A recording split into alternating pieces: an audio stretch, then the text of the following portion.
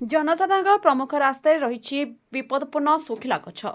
रास्ता पार्श्वर सुखिला गछ हटाइवाकू सते जेपरी तहसिल प्रशासन चिठी पानी टगार। सुखिला गछ हटाइवाई परजंग तहसिल प्रशासन पक्षर गत 25 मसीहा जून मास 25 तारिख में वन विभाग को चिठी कर किंतु अद्यावधि 7 मास बीती जाते आज पर्यंत रास्ता पार्श्वर ठिया हो रही विपद संकुल सुखिला गछ।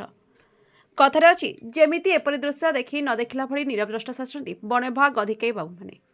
एपर एक ज्वलंत दृष्टांत दृश्य देखा मिली ढेंकानाल जिला परजंग ब्लॉक कंदरसिंहा बालमुंडा छकरू सांदा अभिमुखे जाऊथवा पूर्त विभाग रास्तार कटाभाड़ गाँ निकटरे एवं परजंग बजार दिगरू बारिहापुर दिगकू जाइथवा पूर्त विभाग रास्तार दुईटी स्थान में कटाभाड़ गाँ निकटरे जाइथवा पूर्त विभाग रास्ता पार्श्वकू लगी एक सुखिला गछ रही। सुखिला गछरू धीरे धीरे शाखा प्रशाखा भांगी जनजाति यातायात करुवा रास्ता उपरे पड़ा दृश्य देखा मिली। सुखिला गछरू डाल भांगी रास्तार पड़ुवा बेले पथचारी माने एही गछ तले यातायात करुथारू सेमानक पई कौनसी मुहूर्त विपदर आशंका को एड़ाई दिया जाय नपारे। तहसिल प्रशासन पक्षर एही गछ काटिबा पई चिठी कर सुधा आज पर्यंत वन विभाग निद भांगु नहीं कहीं बोली साधारण प्रश्नबाची सृष्टि करिछि।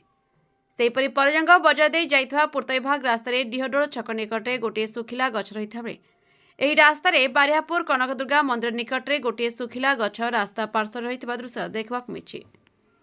वर्तमान उभय पूर्त विभाग रास्ता दुईटी जनसाधारण प्रमुख रास्ता हो रही था बेले विपद संकुल सुखिला गछ केबे हटुछि ताहा देखिबाकू बाकी रहिला। Bureau report Narad news Odia.